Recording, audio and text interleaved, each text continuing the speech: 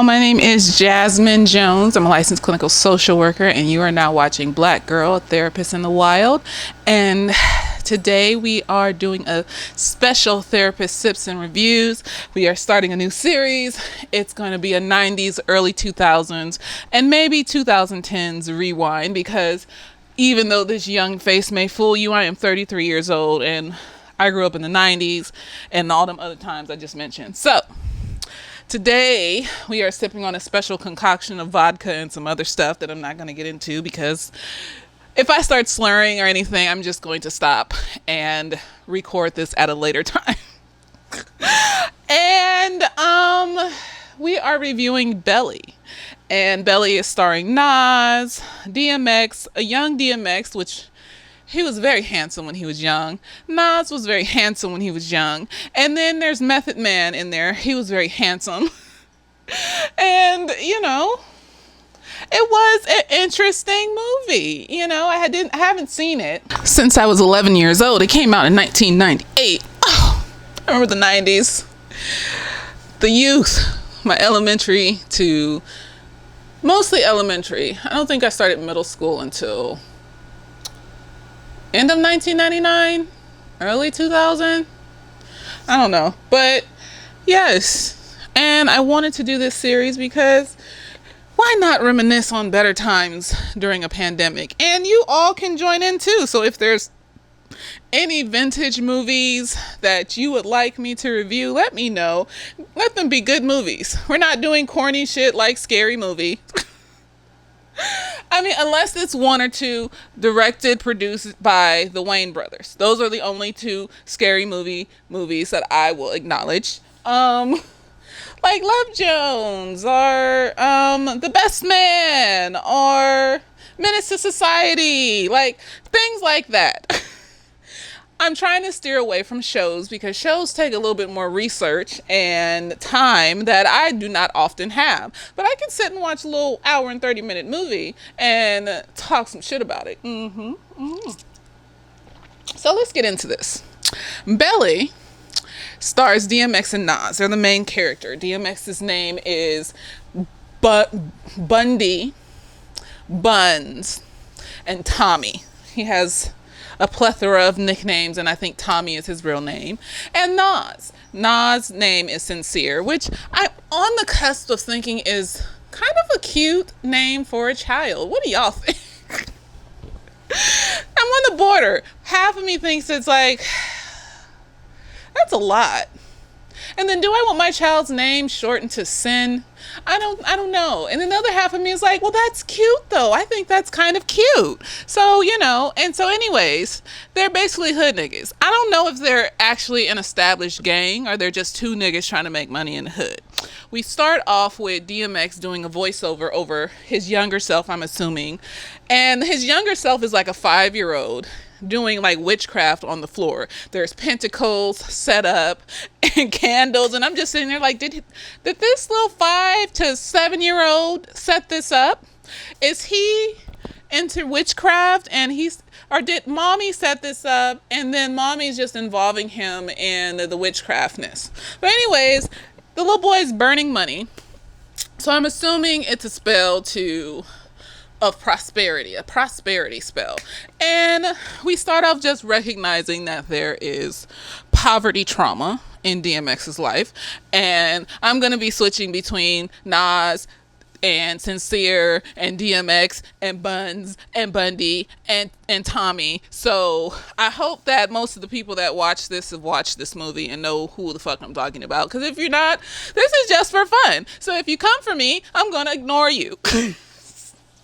So anyways, but if you tell me something that is really interesting about the movie that I might have missed in a polite way, then I'll be like, yes, let's have an interesting debate. See, I am a nice person.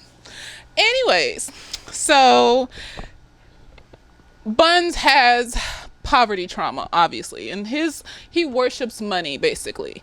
And we go to the next scene where Buns, Sincere, and a few of their troupe are robbing a club, and Apparently there's guns hidden behind the women's toilets. I don't know how that's a good place to hide a gun. I mean, I don't look behind toilets when I go to public restrooms, but still, I just feel like. But you can't walk into a club with a gun because back in the day they used to pat you down. Then they had metal detectors. And now sometimes they'll just let you in. But now they don't let you in depending on the way you're dressed. So, no, they used to do that too back in the day. I don't know, it's a plethora of things now, but then I don't go to those types of clubs. I go to lounges that are nice and quiet and I can sit and look cute. There you go. Tangents. So they rob the club, and then they go back to Tommy's mansion and to count the money, or no, they go back to Tommy's mansion to chill. I think they count the money in somebody's grandmother's basement, and I just feel like, grandma, you gonna do this in your grandmother's house? You're gonna implicate your grandmother, whatever. Anyways, they go back to Tommy's mansion, and Tommy is with this woman named Keisha. Keisha is described as the hood Naomi Campbell. She's a very beautiful woman, but you can see that she's in a toxic, emotionally abusive relationship with Tommy. So Tommy, Sincere, and the boys are downstairs talking about their latest hit. Tommy wants them to be quiet, or Sincere wants them to be quiet because, you wake up Keisha, and Keisha doesn't even know these things. And so the women don't necessarily know what they're doing, which is very interesting because a lot of times women are implicated in shit like this, and we don't know what the fuck these niggas are doing. We barely see them, but sometimes they like to hide shit in our houses and do fuck shit behind our back that implicates us, even though we didn't know what the fuck they were doing. And then we go to jail for 50 years. You know what? Trash. Anyways, Keisha comes downstairs and asks Tommy where he's been. Tommy's just like, not gonna tell Keisha shit. And then Sincere ends up going home. He lives with Tion, that is T-Boz from TLC. I'll put pictures and shit up. And Tion has a baby. Sincere lives in... the house looked very nice, but then he says something that sounds like he still lived in the hood, but we never really see his neighborhood. So I'm going to say the suburbs hood because the house was very nice. We never saw his neighborhood. So, he said, I've always been an around the way guy. So he never wanted to be fancy like Tommy and shit. Anyways. And then, T-Boz is asking Sincere, why does he keep fucking with Tommy? Tommy's gonna get him in trouble. So apparently Sincere is telling T-Boz about the things that are happening with him and Tommy. Or she's seeing them as well, and so T-Boz is concerned because they have a child. They're regular people, pretty much, except for the fact that Sincere is fucking around with Tommy doing stupid nigga shit. And Keisha is back home with Tommy. She is noticing that somebody's paging Tommy. Who, might you ask, is paging Tommy? She picks up the pager and dials the number. Yes, children. So what we had back then were pagers. Remember that 1-800-BEEP commercial with that dude that was sitting? I put up a picture of some shit. He was sitting his whatchamacallit? His lazy boy. He was sitting his lazy boy, and he was dirty and just gross. And it would be 1-800-BEEP, and he would sit there, and the beeper would go off somewhere, I'm assuming around his genitals.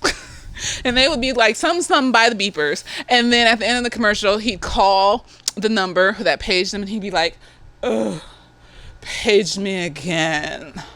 Just nasty. I know. Anyways, so she's looking at the pager number. She calls it, and who might it be, you ask? It's some little 16-year-old girl that has been sucking Tommy's dick, and Tommy's known her since she was 7, and Tommy taught her how to kiss. Tommy's a child molester as well, but Keisha is just mad because he's fucking around with some other bitch in her mind. So I'm assuming that this was normal for Keisha to, see and hear, and maybe it happened to her. It's normalized behavior of child molestation. I just watched a documentary today about child brides in America, and how in some states you can like marry children, and they're and that's how you get away with statutory rape, is that you just marry them and shit. And I was just like, this is bush. We're in hell. And so she goes and she confronts Tommy, and she's like, "Who the fuck is this bitch?" And then Tommy's like, "She's lying. She's not lying. Oh, you should not. You shut up." And she's lying. And then so basically, what happens in this scene is that Tommy and Sincere have shut the fuck up sex with their bitches, so they'll shut the fuck up and stop asking them questions. Sincere wants T-Boz to shut the fuck up about Tommy. Tommy wants Keisha to shut the fuck up about this little 16-year-old child that he's molesting. I'm gonna say it. I said it. It's said. And as Tommy's in the shower at some point during this, before the shut the fuck up sex, on the TV, and it's interesting because there's this little ass TV in a fucking mansion. In the bedroom. The bedroom is like this little ass TV. This is before flat screens, you guys. So this little ass, and you think, but downstairs there's like a projector TV or some shit. And I'm just like, why is there a little ass TV in the bedroom? But and MTV News comes on, and it's the dude. I forgot his name. Chris something from MTV News, the old guy, talking about this new drug that's on the street. And people are overdosing and dying on it. And Tommy just peeks his head out the bathroom like, "Oh, new drug, new money. I want to make some money." And I'm just like, why didn't you sell dope before then? Like, why are you like doing all these complicated things like robbing clubs and shit like that, where you can get caught immediately, like if somebody just has a gun and shoots you and shit. But drug dealing is horrible too. I'm not about this life. So eventually Tommy tells Sincere about the drugs and selling drugs and how he wants to do it, and Sincere's like, "I don't think we should do that," and and Tommy's like, "That sounds like your bitch talking, your wife." And then Sincere falls for peer pressure and just like, "Fine, I guess we'll sell the drugs and things." So eventually they end up at somebody's basement under their grandmother's house, and they're counting the money. And one of the guys got shortchanged. He got less than Sincere got, and he's mad about it. I don't remember why. I don't know. But somehow they end up stripping him naked. And I just feel like there's some latent homosexual undertones here. Like Tommy pulls a gun on him because he calls his friend Knowledge. So Knowledge is like some other guy that's in the game and whatever, and gets information and does stuff. Sincere doesn't trust Knowledge because Knowledge is janky and shady and all sorts of shit. But Tommy will get information from Knowledge and all this other shit. So Knowledge calls him and says Black is shady and trash. So Tommy pulls a gun on Black, and then Black makes Black strip naked, and he has to sit there naked in the basement. And I'm just like, why do you want him to be naked? Why has he gotta be naked? What's going on with you in your mind, Tommy?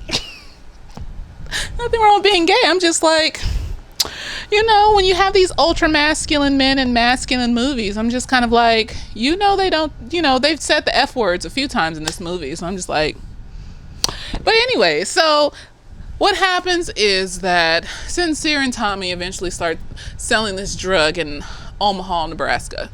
How they get the drugs is they go to the distributor. I think his name is Ox. He's a Jamaican. He distributes the drugs to the drug dealers in the area and whatever. Ox at first does not trust Tommy because Tommy's been to jail. And Ox is like, "The police are on you. I don't want to da-da-da." And then Tommy just does that stupid bitch move where he goes, "You scared?" And then Ox gives this whole speech about, "You're in my house and don't come at me like that. And fuck you, nigga. I ain't never scared." And so he starts giving Tommy the drugs. Tommy begins to sell the drugs. Him and his friends. I'm still not sure this is a gang. I think they're just some niggas from the street selling drugs. But if y'all know, let me know. Shit, they ain't wearing colors. They don't have a formation. They don't have any of the matchy shit that gangs have. So I think these are just some niggas in the street recruiting some other niggas to sell drugs with them and shit like that. So a crew, maybe a crew. So they begin selling drugs in Omaha, Nebraska. And they are also selling on someone else's turf. Whose turf, may you ask? Rico of the luxurious perm, which actually looks like a wig. So it probably is. Coke bottle glasses. And, looks like he wouldn't be the kingpin of shit, but he is the kingpin of his crew, gang members, whatever. And he sees that they're on his turf, and he drops a dime on them. So he drops a dime. The police come and raid everything. While the police are raiding the drug selling place where Tommy's dope and money is in Omaha, Tommy is over in Jamaica with Ox, and he's getting chummy with him because Ox is rich. He lives in a mansion, a manor maybe. He has servants and all these other things and special protocol for people to come into his house and all this other stuff. So he is getting chummy with the rich nigger Ox. In Jamaica. And Ox is pointing out this dude with feathers in his hair. I forgot who he was called, but he's supposed to be another kingpin in Jamaica. Ox wants him taken out. So Tommy ends up taking out that nigga and killing the shit out of him. And so while he's in Jamaica killing people for Ox, his shit is getting raided in America. Keisha, who is in the house waiting for Tommy to come home with her skincare, and she has pretty skin. Her skin is glorious. Getting some food out the refrigerator. Here come the police raiding her shit. Takes Keisha to jail. At some point earlier in the movie, Keisha and Tion were talking, and Keisha was just lamenting over how am I in this relationship with this trash nigga? Why isn't he like sincere?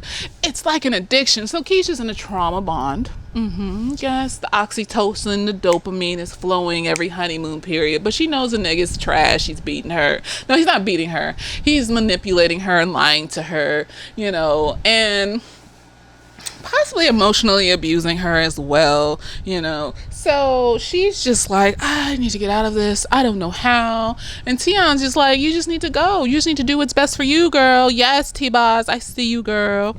And so I think for Keisha, this was the last straw, because we never see her with Tommy again after this. But I'm not totally 100% sure. But let's get to that part. Anyways, Knowledge ends up going to jail because I think he was overseeing the distribution of the drugs in Omaha. And he also, before he goes to jail, he calls Tommy's house. So that's how Tommy ended up in trouble and getting raided. But Tommy doesn't go to jail. He pulls up to his house, sees the police there, leaves, goes to Sincere's house. Tion is pissed that Tommy's there. She's like, why is he here? He keeps calling the house. Where have you been, Sincere? Because Sincere's been out all day. So he comes back and she's like, where have you been? He's been calling. I think he's up the street around the corner or some shit. So Sincere goes and meets Tommy. And he's like, what happened, nigga? What's going on? And Tommy's like, I've been raided. Why are you so calm? And so Tommy's paranoid and all sorts of shit. Anyways, what they do then is Tommy goes, and I believe he calls Keisha. He goes and he calls Keisha, and Keisha picks up the phone, and Keisha's on the phone talking about how she's feeling sick. And so Keisha's basically tipping him off to let him know that the police are around and you need to lay low, basically, because he gets off the phone and says she's talking about she's sick. She doesn't talk like that. They got her. And so Sincere and Buns try to figure out what to do next. So eventually Buns, Tommy, Bundy, whatever, is in Atlanta. So he's just trying to make up for the money that he lost that was at the place that was raided. So he's trying to be in Atlanta selling weed, all sorts of shit. And Sincere is starting to pull away from Tommy. He's been reading this book by this minister that's going around. At first I thought it was like black Muslims or some shit, like Minister Farrakhan or some shit like that, but they're just calling him the minister. And basically from what the minister said at the end, it sounds like it's just plain old Christianity. And he's reading this book by this minister, and he's starting to come to the light, and he wants to get out of the game, and he wants to improve his life and the life of black folks, or at least his family, and all this other shit. At one point, he goes to the project. There's a little 12-year-old there selling drugs, and he says this 12-year-old is lost in the projects and has no hope for his future and probably will never get out. But he tries to go give this little 12-year-old a pep talk. And while he's giving him a pep talk, he smokes weed with the 12-year-old. This is an actual child. This is 1998. It looked like there was smoke coming out of his mouth. I feel like this child was smoking. Unless they put some, that ice shit in your mouth where it looks like smoke is coming out. Maybe. I don't know. Hey, for The Exorcist, they had to send that bitch to the hospital from all the shit they was doing to her on set. So I wouldn't be surprised if that child wasn't actually smoking in 1999. Or 1998. So anyways, Tommy is going around trying to recoup the money from the shit that got raided. Over here we see Ox. Ox is at his home chilling. We go back to Jamaica, and apparently they found out that Ox had something to do with, or got the other dude killed. So his people are gonna send this big black bitch and her people to kill Ox. So they raid Ox's mansion at the dead of night. Ox is drunk off his ass. He just is watching Jamaican soccer, and he's just like drunk off his ass. But this nigga can shoot. He kills everybody but that big black bitch. And she was just really tall, and she had the presence of a goddess. I just was saying she's big black bitch, but it's probably wrong, so excuse me. Anyways, you gotta catch yourself when you might be saying some fuck shit, okay?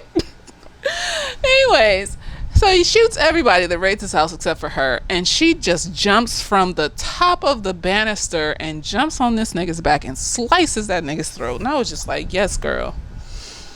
Skills. And then leaves in the dead of night. And Sincere, who was headed to Ox's house, sees the police there, leaves. I think he was trying to talk to Ox about the raid or whatever. So Ox is dead, so Tommy doesn't owe him money anymore. But at some point, Tommy gets arrested. I forgot why he got arrested. He gets arrested because he was at dinner with two of the little young niggas in his crew. I think they were teenagers or some shit. The little young niggas started arguing back and forth across the table about some stupid shit, and then one of them shoots the other one and walks out. Everybody runs out the restaurant, and Tommy's just tired at this point. He's just sitting there in a daze. I believe Tommy's traumatized by all the shit that's happened, and in his whole entire life. And so he's just tired and in a daze at this point. And I just, when I saw that scene, I was just like, men are so sensitive emotionally. Like, they were just arguing over nothing. It was nothing. I think one kid was just trying to be like, I'm better than you and some shit. Like some children shit that didn't nobody have to die over. It was like, y'all men need to just talk. Express how you feel. That hurt my feelings when you said that. And let it the fuck go. But you know what? It's whatever. You gotta have this big... And it's interesting because men always say, well, me and my boys, we'll just fight it out and then it'll be over. But it's like, why you gotta fight though? Why can't you just talk about it? Why you can't talk and let it go? Or they have these little short conversations where they say things are squashed but then still do trash shit to each other, and say little snarky shit to each other occasionally and shit like that. And it's like, what? And of course not all men, but it's a pattern that I've seen. But anyways, Tommy's tired, so he allows them to take him to jail. Calls Sincere to get him out of jail. Sincere's like, he'll do the best he can. And apparently Keisha was in jail, and Tion bailed her out. And like I said, we don't see Keisha until the end. So I don't know if they even went back to each other or talked to each other. I think Keisha was done. Which, good for Keisha. Shit. She too pretty for all that shit. And so Tommy gets out of jail. Sincere is more and more just trying to pull away from shit. And he wants to go to Africa. And usually in these types of movies, the nigga that wants to pull away and leave the game and shit like that ends up dead. But you know what? They didn't die. They didn't die. It's interesting. So then, Tommy's out of jail. And he's at the project. So he's at his stepmom's house. And he's playing basketball. And this cop comes up on him in plain clothes. He was playing ball too. And they proposition Tommy. They want him to assassinate or plant drugs on the minister, because the minister is going to give some big speech before New Year's Eve, and it's supposed to be the New Year's Eve before the new millennium and shit. So they want him to not allow that speech to happen, and they said that they'll take years off his sentence and all this other shit if he does what they say. So Tommy infiltrates the minister's church, works his way up from the bottom, and starts to learn things about himself and about the gospel and Jesus and whatever, to make him change his ways. And it starts to infiltrate his system. And he meets up with Sincere and lets Sincere know, like, hey, I'm better. At the same time, earlier on, Knowledge ended up calling Method Man. I forgot what Method Man's name is in this, but it was a young Method Man, and that was the Method Man that I had a crush on when I was younger. Today's Method Man is but when I was younger, the young Method Man was gorgeous. So he called Method Man to go kill the snitch Rico. And so Method Man goes and pretends that he's like trying to sell drugs and shit, and he wants to talk to Rico, and like he wants to join up with Rico. He pretends and all this other shit. So they go to the strip club. Rico tries to drug Method Man, and Method Man, feeling the drugs starting to work, pulls his gun out and shoots Rico. Rico's dead. And then just shoots up the strip club, and then runs out. The police are on their way, shoots at the police car, gets in his car, and then gets the fuck away. And I'm just like, that nigga just got the fuck away. But I think somewhere there was a miscommunication. Something happened where Knowledge and Method Man ended up mad at Tommy. So I don't know what happened where they ended up mad at Tommy, but they ended up mad at Tommy. So now they're out for Tommy. So we go back, and after Sincere meets with Tommy, and Sincere is talking about he wants to go to Africa, and he's praising Tommy for changing his ways and all this other shit, we go to Sincere's house. Tion is coming back home. Tion is looking around the house, and there is Method Man and some of his niggas, and they're looking for They're looking for Sincere because they think Sincere will know where Tommy is. And Tion is like, she pulls out a gun and she's ready and shit. She like, I'm ready, bitch. So Method Man and his niggas is like, we're not here to hurt you. We just want to find Sincere. And the other niggas pull out guns too. And I'm just like, why y'all went easy on Tion or T-Boz, but you didn't go easy when you went to Keisha and you tried to beat her ass? See, I believe there's some colorism going. It's everything. It's everything. They all talk to her gently, just gently trying to find, Sincere. And Meth was very respectful to Tion as he slipped out of her house after breaking in.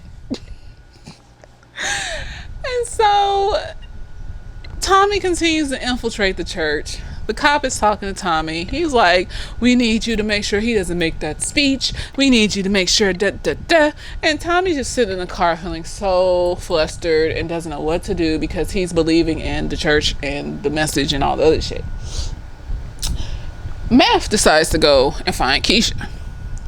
Meth finds Keisha because him and Knowledge think that Keisha knows where Tommy is. But I don't think Keisha's talked to Tommy in like months or whatever, however long it's been. They have it in the movie. I think it's from like April to October or to December or some shit. That's how long this shit is supposed to be going on for, of 1999. So he goes to Keisha's house, tries to beat the shit out of Keisha. Keisha turns the table on him because she's a tall bitch, just like me. She's a big bitch like me. She starts wailing on him in the head with some kind of, I don't know if it was like a little paperweight, what is the thing for the ashes, from your cigarette or whatever you smoking or whatever. But she fucks that nigga up, and then she shoots him in the face, and she screams, I hate you, as she shoots him in the face. And it's a glorious moment, just a glorious moment. Fuck that nigga up for having the audacity to not treat you like a lady like he did Tion. I guess he wanted to kill her because they think she's Tommy's girlfriend still. So they think it will bring Tommy out of hiding too. So, it's not colorism, but still. I cannot be a part of that life. I'm not ride or die for somebody who's not ride or die for me, because if you're a ride or die for, if you want me to be a ride or die for you, you wouldn't put me in a fucking dangerous situation where I could end up dead or in jail. So obviously you're not riding or dying for me. Why the fuck should I ride or die for you?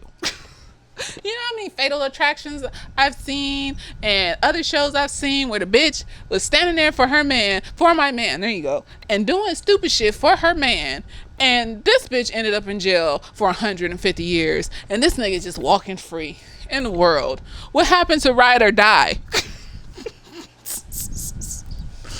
These niggas are not ride or die for you. They want to put you in jail and get you killed. I'm glad she killed that nigga.